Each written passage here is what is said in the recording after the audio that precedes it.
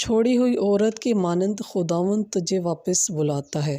آج کی پہلی تلاوت اشعیاء نبی کا صحیفہ، اس کا 54 باب 1 سے 10 آیت تک۔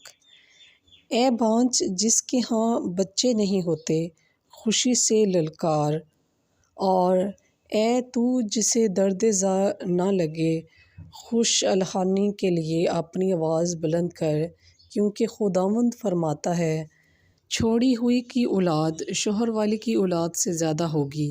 اپنے خیمے کے مقام کو وسیع کر اور اپنے مسکینوں کے پردوں کو پھیلا، کفایت شاری نہ کر، اپنے رسوں کو لمبا بنا اور اپنی میخوں کو مضبوط کر، اس لیے کہ تو داہنی طرف کو اور بائیں طرف کو پھیلے گی اور تیری نسل قوموں کی وارث ہوگی اور ویران شہروں کو آباد کرے گی۔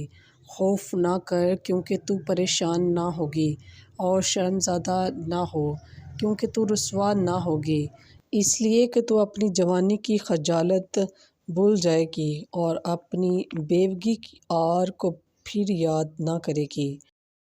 کیونکہ تیرا خالق ہی تیرا خاوند ہے، جس کا نام رب الافواج ہے، اور تیرا فدیہ دینے والا اسرائیل کا قدوس ہے، جو ساری زمین کا خدا کہلائے گا۔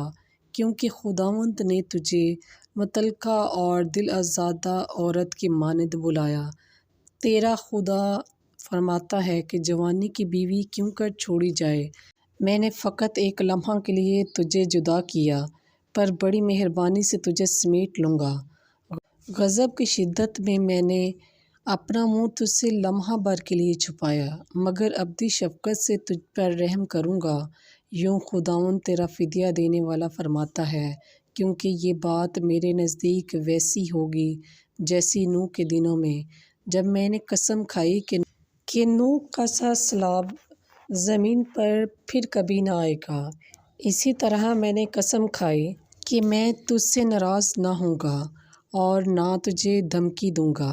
اگرچہ پہاڑ ہلیں اور ٹیلے لرزاں ہوں تو بھی میری رحمت تجھ سے جاتی نہ رہے گی اور میری سلامتی کا عہد جنبش نہ کھائے گا۔ یوں خداوند تیرا رحم کرنے والا فرماتا ہے۔ پس پاک کلام کے پڑھے اور سنے جانے پر خداوند کی خاص برکت ہو۔ خداوند کا شکر ہو۔